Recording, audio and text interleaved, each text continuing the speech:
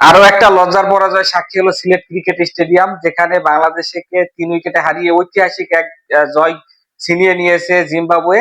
মেহেদী হাসান মিরাজ এবং তাইজুল ইসলাম কিন্তু চেষ্টা করেছিলেন বাংলাদেশকে ম্যাচ জেতানোর জন্য। মেহেদী হাসান মিরাজ কিন্তু প্রথম ইনিংসের মতো দ্বিতীয় ইনিংসে 5 উইকেট নেন, তাইজুল ইসলাম 2 উইকেট নিয়েছিল।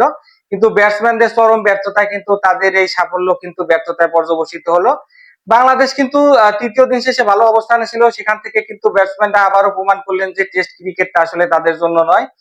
আহ, মাত্র 61 রান যোগ করতে কিন্তু শেষ 6টা ব্যাটসম্যান হারিয়ে ফেলে শান্ত কিন্তু খুব দ্রুত ফিরে গেলে মেহেদী হাসান মিরাজ কিন্তু আবারও ব্যর্থতার প্রমাণ দিলেন।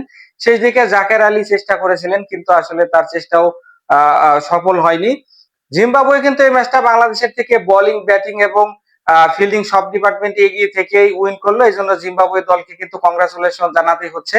যেহেতু তারা বছরে 2-1টা টেস্ট ম্যাচ খেলে, বাংলাদেশ এখানে কিন্তু বড় দলের বিপক্ষে কিন্তু হরহামেশাই খেলে থাকে এবং টেস্ট চ্যাম্পিয়নশিপের ম্যাচও খেলে। তো বাংলাদেশ তাদের থেকে ওয়েল এক্সপিরিয়েন্স হলেও টেস্ট ক্রিকেটে মনে হচ্ছে জিম্বাবুয়ে থেকে কিন্তু এখনো পিছিয়ে আছে। জিম্বাবুয়ের সাথে এই ম্যাচটা দেখে আমার কাছে মনে হলো অ্যাশেজ সিরিজ দেখতেছি, যেখানে কিন্তু ইংল্যান্ড এবং অস্ট্রেলিয়া বোলিং করতেছে। বিশেষ করে মুজার বানির বলে বাংলাদেশি ব্যাটসম্যানদের বাউন্সারের যে সমস্যাটা আগেও ছিল, এটাও কিন্তু দেখা গেছে। তো এই সমস্যা যদি উতরাতে না পারে, টেস্ট চ্যাম্পিয়নশিপের বড় বড় বোলারদের কিন্তু ফেস করা বাংলাদেশের এই টিমের ব্যাটসম্যানদের জন্য যথেষ্ট কষ্টসাধ্য হবে বলে আমার কাছে মনে হয়। এখন দেখার বিষয় বাংলাদেশ এই ম্যাচটা হারের পরাজয় বলে দ্বিতীয় টেস্টে কামব্যাক করতে পারবে কিনা। আমার কাছে মনে হয় সো ডিফিকাল্ট হবে।